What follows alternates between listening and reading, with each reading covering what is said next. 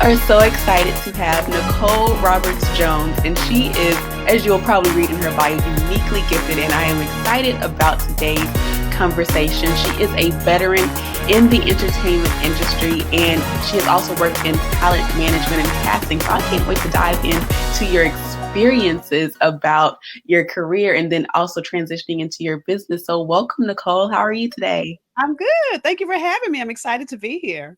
I'm excited to have you here. And I just love, we're going to talk about it more, but Bankroll Your Brilliance. When I first heard that from Pam Perry, I was like, ooh, that's a catchy phrase. So I'm excited to dive into that. So for those who do not know who you are, tell us a little bit more about your background and how you got started in the entertainment industry. Mhm. So, what's interesting is I always like to say I never set out to be an entrepreneur. I'm gonna be honest. First of all, you guys, I'm transparent. Those of you that don't know me, so I never ever. If you would have asked me back when I started in this in 1993, which was a long time ago, right, almost 27, 28 years ago, if you would have asked me if I was going to start my own business, I would have been like, no, not me, right? But really, what happened? So, to answer your question about the entertainment industry, Mhm. so being in entertainment was the career I dreamed of ever since I was a little girl. So Mhm. just to give you context, I had the job literally that many, many people could wish for.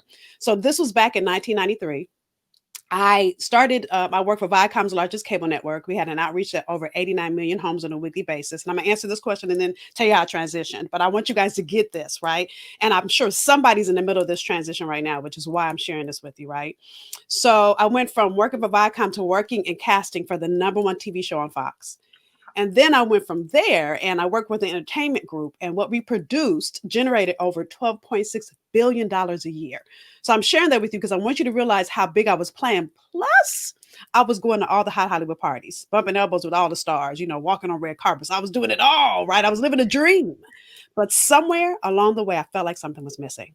Mhm. And again, I told you this was a career I dreamed of since I was little. So I still kept thinking to myself, how could I? And it wasn't that I wasn't even happy. I love my job. How Mhm. could I feel like something is missing? I don't understand. And so, in the middle of me feeling dazed and confused, because that's how I felt, because every time I talked to one of my girlfriends about what I was feeling, they would say things like, "Are you crazy? Didn't you just go here? And didn't you just work with so and so?" And I might have dated a star too, right? So I look like I had this dream life. I'm just Yeah. saying, right?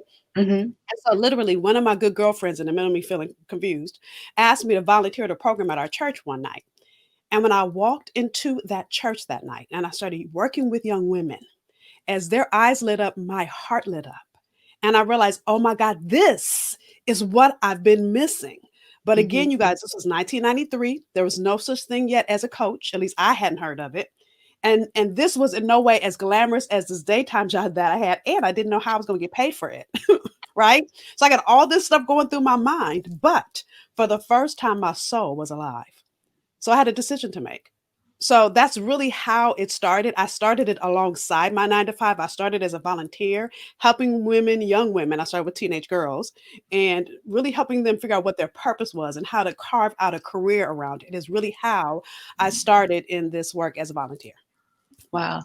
And as you were speaking, I just have so many relatable moments. So my career is in government and political science. And yes, I love my career. And I'm actually going to retire next year, but, and I love it. And people might say, oh, you have a great government job, but that's not where my heart is, So I can Mm. relate to so many moments of when you were saying, when you were lighting up helping women. That's how I feel with Black Women Moguls. So thank you for sharing that. People tend to ignore that inner light and continue to what is safe. So you are Mhm. definitely a trailblazer to do it And can without. I say this too, Avery? What I know now on this side of the journey is what was happening is God just had more for me to do.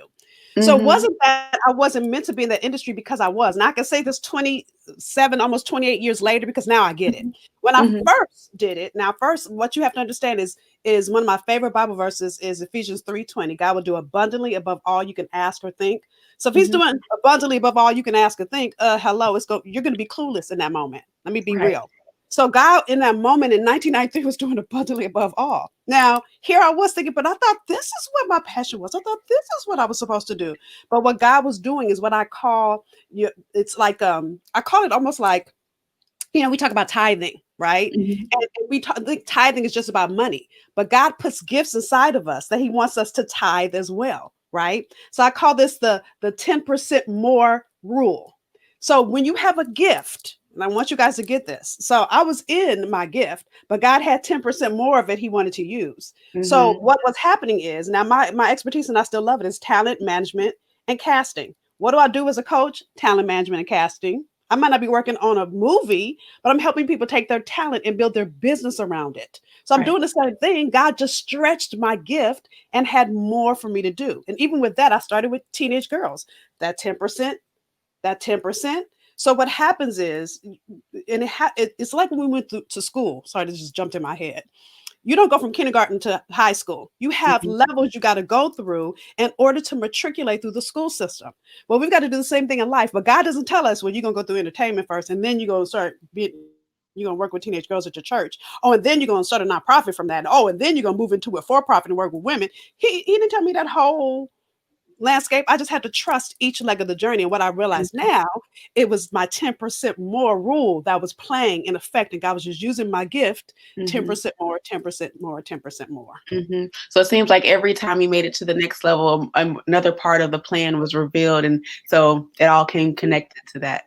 Yeah. Yeah. And then it's like, it's what faith is. Mhm. And if you haven't figured this out now, I'm a God's girl. So you're going to hear a whole lot of Bible verses It's from me. okay. So, We so contemplate a lot look, on look, look, here. and as Black women, faith is part of our culture. So I know y'all rolling with me, Black women moguls, right? So with that, there's a Bible verse, Hebrews 11:1, that says faith is a substance of things hoped for, the evidence of things not seen. So for me, when God was stretching me, I didn't understand why it was happening, Mhm. but God puts gifts in all of us when we're born. And he's not going he gives us free will at the same time. So he's not going to make you go into your 10% more of your gift. He's going to give you an inkling. He's going to make you feel a little something, which is the same thing you felt, Avery, right? And so you get to choose in that moment, will I go into my 10% more? Am I going to stay comfortable and settle for good enough, right? Or Mhm. am I going to continue to push myself? And so for me, my journey started with my first yes to that 10% more. And I just have grown by leaps and bounds ever since. And I love how you said your first yes. It sometimes is that first yes that will take you to your next level and continue the journey. So I love that. Thank you.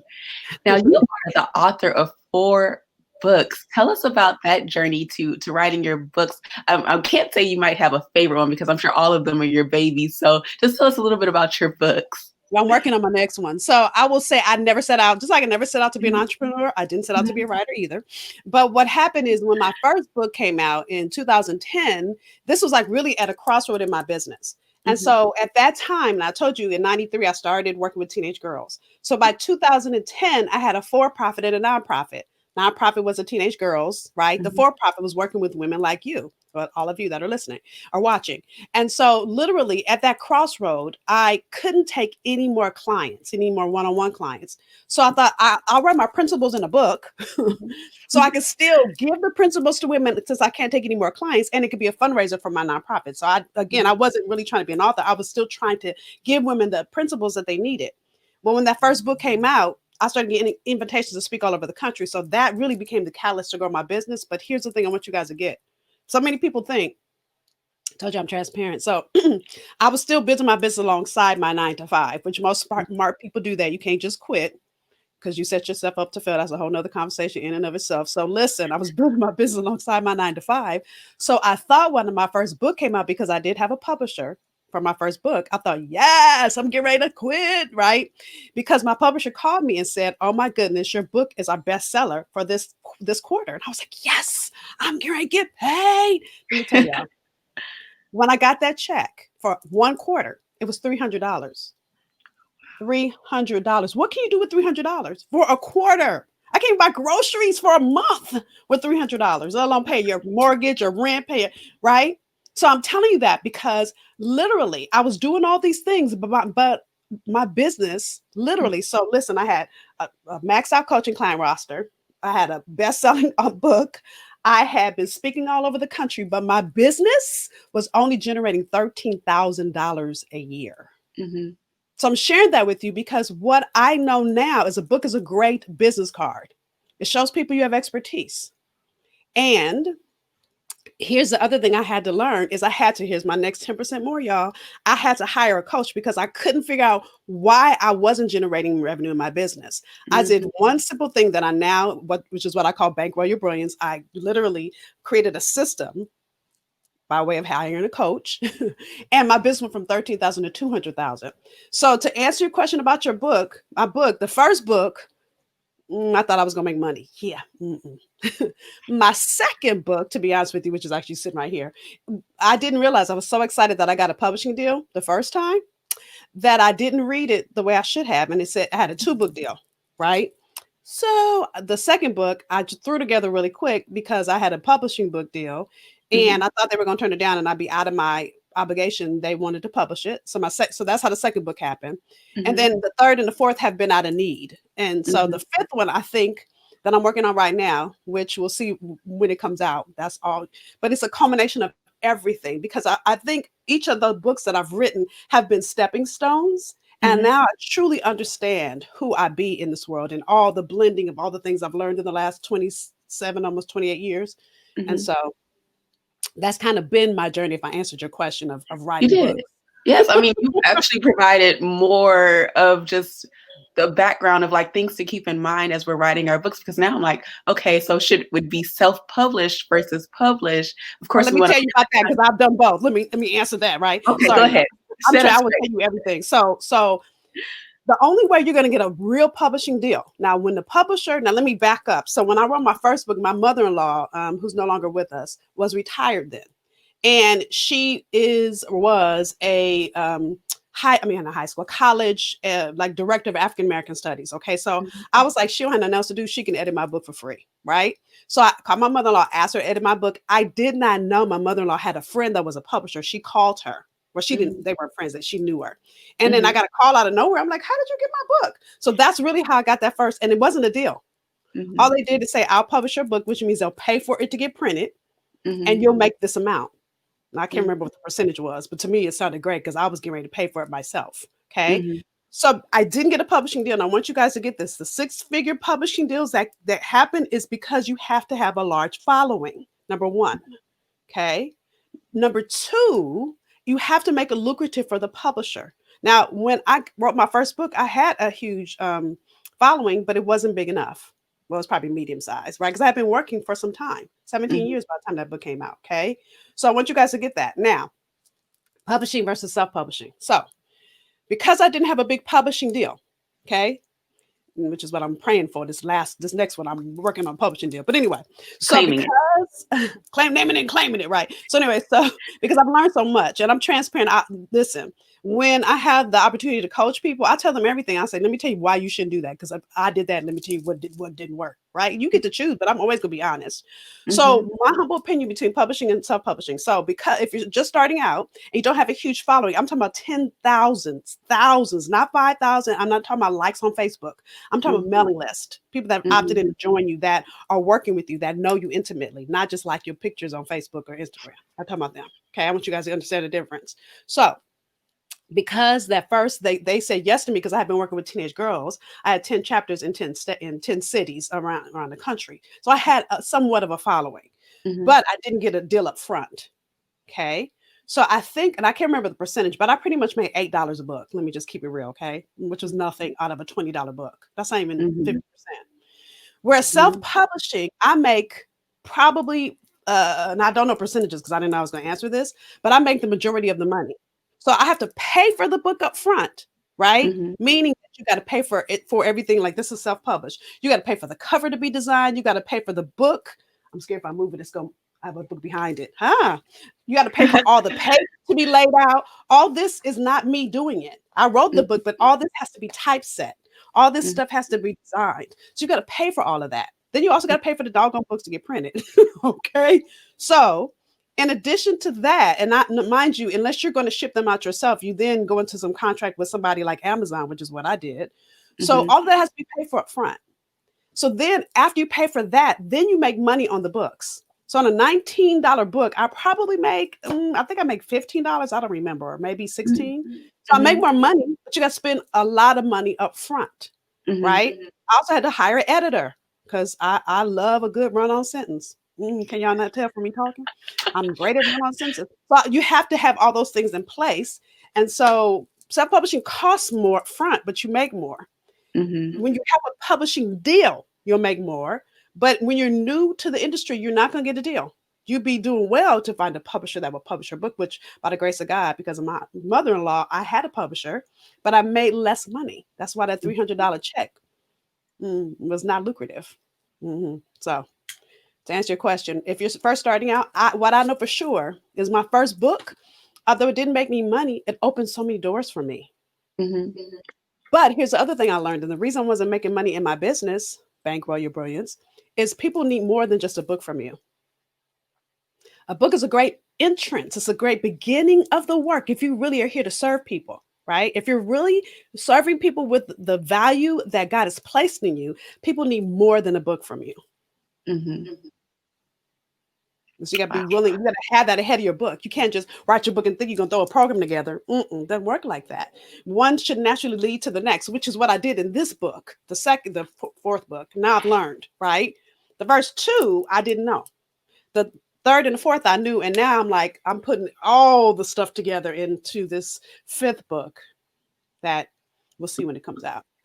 I'm excited. I need to pick up this fifth book and check out the other books as well. So please keep us in mind when it's published, and I would love to just read it and tell the Black Women Locals community when it comes out. I definitely will. Now, speaking of bankrolling your brilliance, how do you help women to do exactly that? I mean, again, I've said it before, but I just really love the title. It just makes you just think. So the first thing is getting clear on what your brilliance is. Mm-hmm. So what I see so many women, whether you just starting out or you've been in business for years, is you're not clear on the one thing that you should be doing in your business. Now, you're not everything to everybody, but what is the one thing that you are to a group of people that need you? So it's that, and then some women discount it. Like say, you as an executive, you as a political advocate or whatever field you all have been working in, you have this level of expertise that other people don't have. Yes, there are other people that have it, but nobody will do it like you do it. Mm-hmm. So it's getting clear on what that is and how you bring your unique spin on it. So that's one, right? That's your brilliance. By the way, I get brilliance from, if y'all ain't figured this out, it's a Bible verse, right? Matthew 5:16. And by the way, I'm a relationship kind of girl, not a religion kind of girl. So I might be saying wrong Bible verse numbers, right? It's in the Bible somewhere if I say the wrong number. I guarantee you that, right? But there's a Bible verse that says, let your light so shine among men, and I always say, and women, that they may see your good works and glorify your Father. So God put brilliance. He put DNA, distinct natural ability in you that puts you here on assignment. Now, an assignment is not just for somebody that sits in the pulpit on Sunday. It's not. We're all assigned to a group of people that need the gift in us. So listen, if Steve Jobs didn't do his assignment, baby, we wouldn't have no iPhone. Hello. Do I need to go on and on and on, right? If somebody didn't do their assignment, I wouldn't have the mixed chicks that I put in my hair, right? So I can go on and on. But the point is you got to get clear on what's the one thing and then laser in on it and grow it. That's that max multiply I talked about earlier, right? So that's one. Second thing is you got to stop giving it away for free. I used to be guilty. Yes, because we do it free and it's easy and I love it. And people say, "Ooh, can I pick your brain?" Sure, girl, you giving away your cookie for free. So you've got to stop. Listen, I also don't call it a side hustle. Let me tell you why. Because I was bothered by hustle for so long and I didn't know why. So I looked up the definition in the dictionary. So in the definition, it had pimp and prostitute in the definition. Yeah, I'm not trying to pimp my gift. And I'm not trying to pimp yours. So that's why you hear me say alongside, not side hustle. Also, hustle means you want to quickly do something. And there's no such thing as overnight success. That's true. But when you love what you do, you're committed to grow it, right? The third thing I would say is I don't believe in marketing. Let me tell you why. And this is where so many women fail again. I call it having the Milli Vanilli syndrome. Now, okay, I was going to say, are you all know who Milli Vanilli is? So listen. So those of you that don't, please Google Milli Vanilli. Don't send messages on the bottom of this episode talking about who's Milli Vanilli and make me feel old, okay? But they were a group that was out in the 90s. They had this song out, Don't You Know It's True, won a Grammy. Then we found that they were lip syncing on that track. And what happens is when you use this cookie cutter approach, you buy this latest marketing program. And don't get me wrong, you need marketing, but you don't need a cookie cutter. So I Mm-hmm. call it building a visibility strategy because just like I said, when you try to get that publisher, and they don't care about the likes you have on Facebook because that's just you being visible. You can be Facebook famous and broke. This is Right? Just true. because you have cute pictures and you pay somebody to take some pictures doesn't mean that you're helping transform someone's life. So it's really having a strategy that shows people the value that you bring, and then you move them into some kind of relationship with you, right? It's called dating. I call it dating before you put a ring on it. Mm-hmm. So this is what I mean when I talk about visibility strategy. If my husband brought my ring to our first date, this ring, this one, right? He always goes, "Why do people compliment you on this ring, but not this one?" Anyway, if my husband brought my wedding ring to our first date, I would have thought this brother is crazy. But so many people think, oh, I'm gonna post a bunch of posts and then somebody's gonna buy. Mm-hmm. Mm-mm. So you've got to date people. So these are some of the things that, literally it's understanding the power of the one thing is creating visibility strategy. And then the last thing I'll say is you've got to have multiple streams of revenue in your business. This is really bankrolling your brilliance. And so many people want to know about the multiple revenue streams, but listen, you can't get to this if you aren't clear on the one thing and you're Mm-hmm. not clear, because if you're not clear on the one thing, your visibility strategy is off. If Mm-hmm. your visibility strategy is off, ain't nobody buying nothing from you. Right? So you've got to have more than one way that people can say yes to you, because everyone will want you in different ways. Doesn't mean you shift who you be or what you do, power of one, right? It means you're clear on the one thing that you do, but there might be different ways people can partake in it.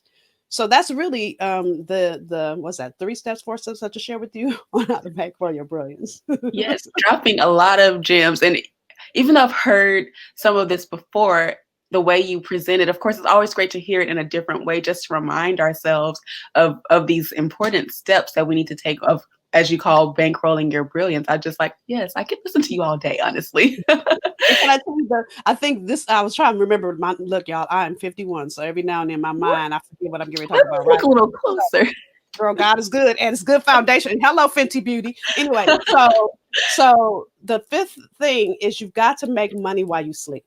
Mm-hmm. So what do I mean by that? This one's the one that everybody wants. But again, let me say this. You can't get to this if you don't have your power of one and you have your visibility strategy intact. Ain't nobody buy nothing from you. I said it a minute ago. Say that again. So you've got to make money while you sleep. So I like to use as an example when I talk about this, Dr. Deborah Tillman, who is America's Super Nanny. So when she came to me, I met her at a conference. Mm-hmm. She had the opposite issue. Remember, I told you wasn't making any money in my business. She was making money. Her issue was she couldn't add any more hours of the day to serve more people, right? And she was leaving so much transformation behind. And plus, she's a little expensive. Okay. So we worked together. We created what I call her blueprint, right?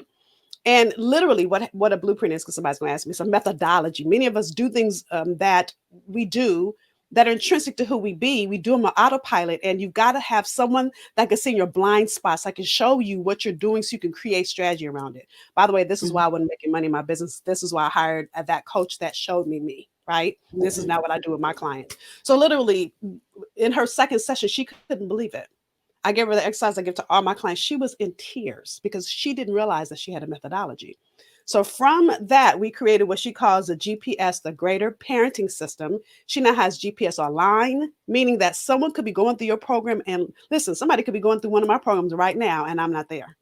I have Mm-hmm. clients in Singapore and Aruba. When I met my Singaporean client, I'm like, how did you find me? Online, right? That's what I mean by making money while you sleep. But Mm-hmm. also for me and for Deborah, it's not about making more money. It's about all the families that she was leaving behind because they also couldn't afford her one-on-one, or they had to wait on a waiting list.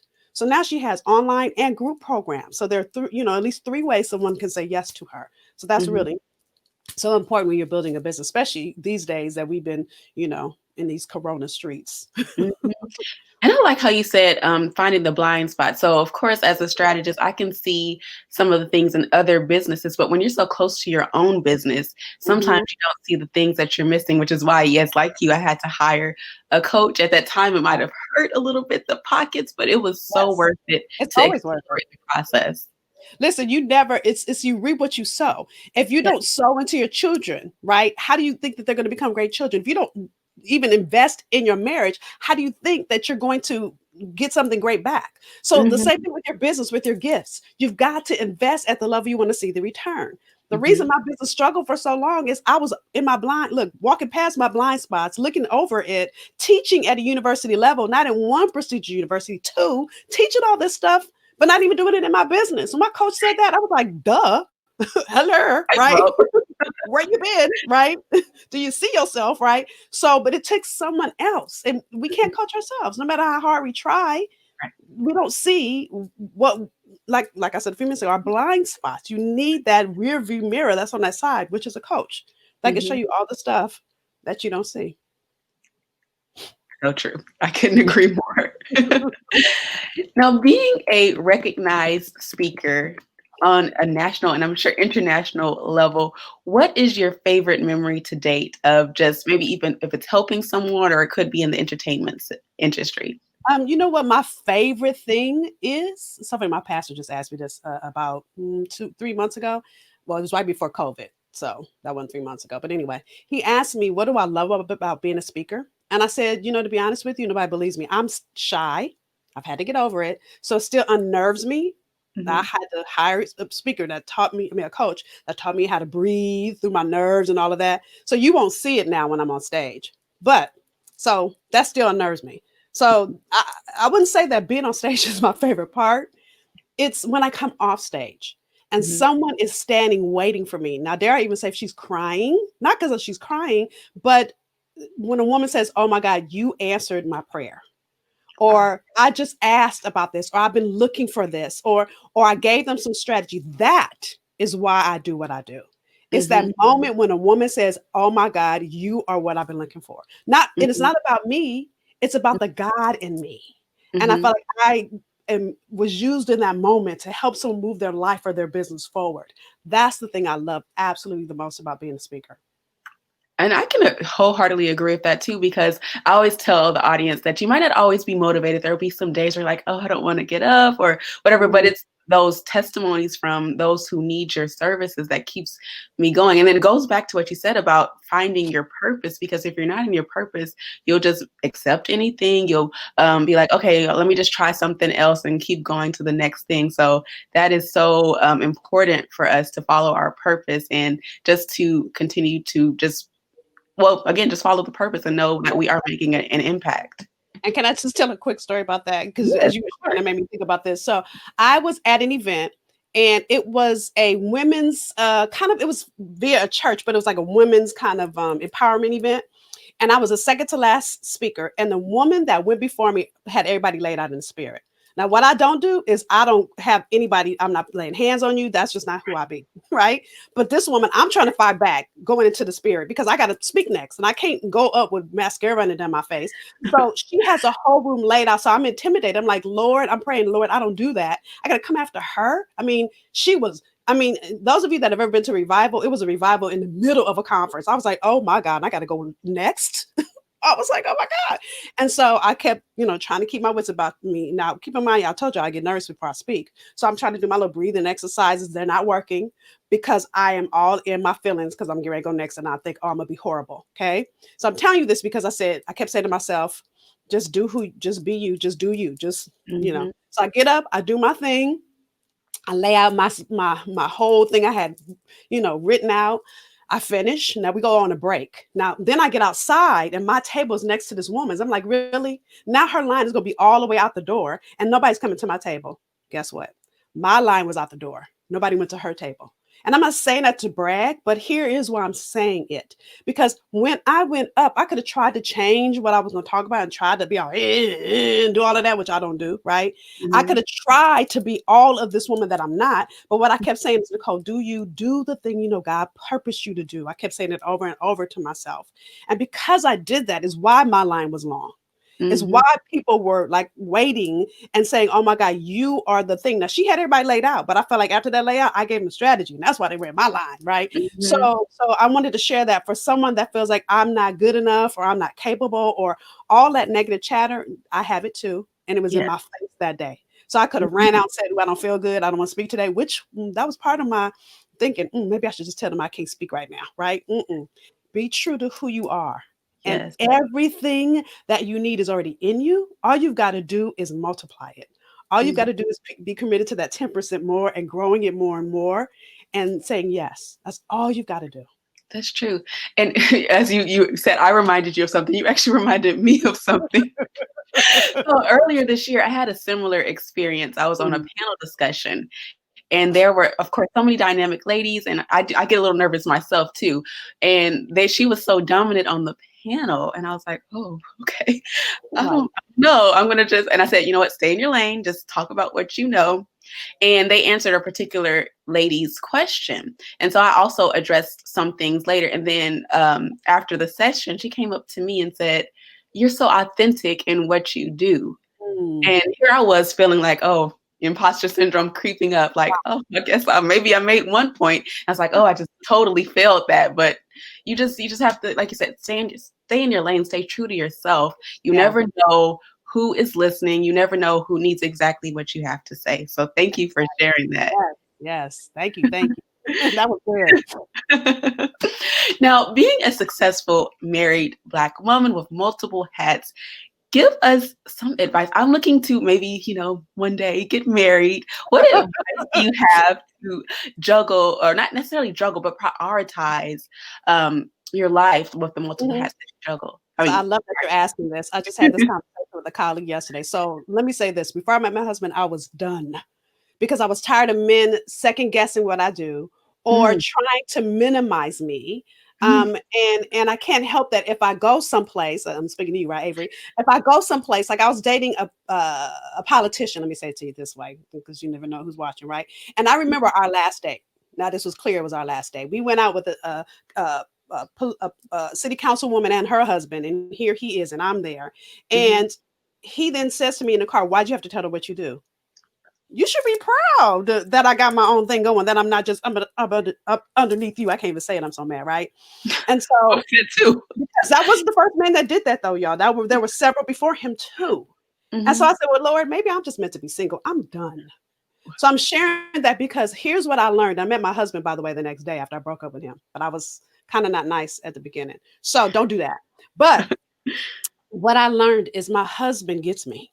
Mhm. My husband has never asked me to minimize who I am. Matter of fact, pop it in my mind. I live in Boston. So I'm in California. I'm getting ready to go on stage and my husband calls me. So I answer it real quick and he starts talking about he missed me. And I'm like, I can't right now. Love you. I can't right now. I hang up. My friend next to me is like, I can't believe you did that. I'm like, I can't be all in his emotion. I gotta be, really, really clear. Cause the one thing I do as a speaker is I feel the room. And I Mhm. can feel when I need to go a place. And I can't do that if I'm in his emotional space. I can't do that. So right after I hung up, and I kind of hung up in his face too. So I was like, I love you. I can't with this right now. I'll call you later. Click. And so after my friend was like, "Ooh, that was mean," I was like, I can't with you with that right now either. I'm here for a purpose. I'm not here for him. Dare I say. My husband sends me a text back and he says, "I realize that your purpose is important to people and mine is important to you. I apologize. Go and kill it." I was like, girl, that was worse than him calling me. But I want you guys to get this. Any other man would have been mad at me. That would have been an argument, Mhm. but he gets it. And so, number one, there is one person that gets it out there for you. You don't have to settle. You don't have he is there. He's there. Trust me. If nothing else, I'm a living, breathing example. So that's number one. Number two, I've had to learn because I love what I do. So I could be, Mhm. and I'm in my office right now, I could be in here all night, every night. So Mhm. I've had to learn how to prioritize my time. So by Mhm. 9 p.m. every night, my husband knows I'm done working because sometimes I have evening calls because a lot of my clients work during the day. So Mhm. by 9 p.m., he knows I'm done. And so always at 9 p.m., we have our little thing where we check in what you do. We're gonna watch a movie tonight, what we're doing. So we have our time. Friday date nights. So I'm saying that because all the rest of that time, he could be doing his thing, I could be doing my thing, but we have carved out what works for us. So you've got Mhm. to be intentional and not settle, is what I've learned. And Mhm. even I have bonus kids now. Actually I'm a grandmother, so they're older now. But when they were little, I also needed to make sure that they understood. So you don't have to hide what you do from your children. Matter of fact, Mhm. my bonus son read my first book, and he was mad. He was like, "How come you didn't write this to boys?" Because I ain't never been a boy, so I don't, I don't get but right. but I was like, let me know what you think. I gave it to my bonus daughter too, right? So let them be a part of what you're working on. It really helps them see what's possible for them. So I Mhm. think it's being intentional and not settling for less than what's possible for you is really what I have learned. Now, before I met my husband, I was settling because people were telling me I was being too picky and stay true and understand if there's a desire in your heart to have a husband, then God has crafted the perfect man for you. You just got to wait for him to appear. That's true. And so, you know what? This is probably coming at the right time because I've recently, I'm not sure where it's going to go, but met someone who has shown me another side of me. I knew it was out there, but usually people would try to, they were either intimidated by me or try to use me for business connections, Yeah. or they were like, okay, I didn't know you did all this. And so then I would hide, just not, I mean, like, or slowly say, okay, this is what I do. And then like, Girl, I was hiding me too before. Yeah.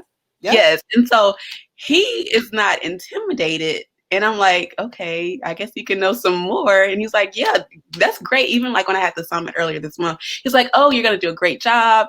So proud of you. Just let me know after it's finished. Just call me. I'm like, okay, he's like, not. Who are you? Right. Right. Where did you come from? But So thank you will for get sharing it. that. Go ahead. I'm sorry. The right one will get it. You don't ever Yeah. have to compromise. And the other thing I forgot to say is my husband is my best friend.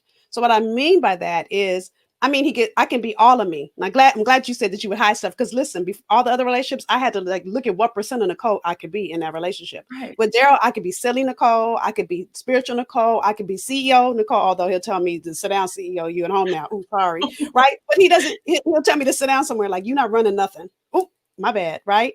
But he gets it. He doesn't get mad when I try to start being bossy because that's who I am. He's like, you're not at work. Ooh, my bad. So I don't have to curb it. He doesn't tell me stop doing it. He just says focus. Mm-hmm.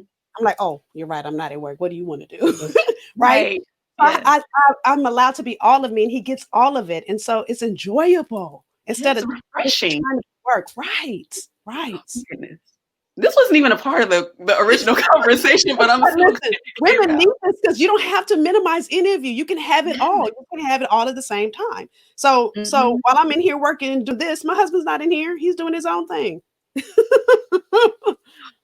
This has been a blessing. I hope you all are getting the same gems that I'm receiving. And it's, I feel a little emotional right now. It's just wonderful. It's just so nice to talk about it with someone. Now, this has just been an enjoyable conversation. So I just want to close it by asking, what's next for you? What can we expect besides your book? And you can definitely put a plug in if you have an estimated timeline. But what's next? Yes. So I'll say, my next is always growing me. So if you don't mind, I want to give a free gift. Those of you that are looking for, you're not sure where you are, you want to start a business or you want to be more purpose focused or whatever that is, I want to gift you with my free Brilliance Roadmap quiz. So listen, you take the quiz, it'll tell you where you are, and then it gives you your next steps all for free. So it's brillianceroadmapquiz.com. So I think for me, it's staying on my own Brilliance Roadmap. Mm-hmm. And looking at what's next. And so what's next for me is getting this book done. so when it's done, I'll let you know, Avery, maybe I'll come back. But yeah, that's really what's next for me. And I know for sure when this book comes out, it's going to be a game changer. Because I'm sure God is downloading. It's like, woo, I can't even keep up. I get so excited. So let me be in the first 10 to buy that book. Right. And then how can we keep up with you besides the website you just gave? Are there any social media links that you would like to share with us?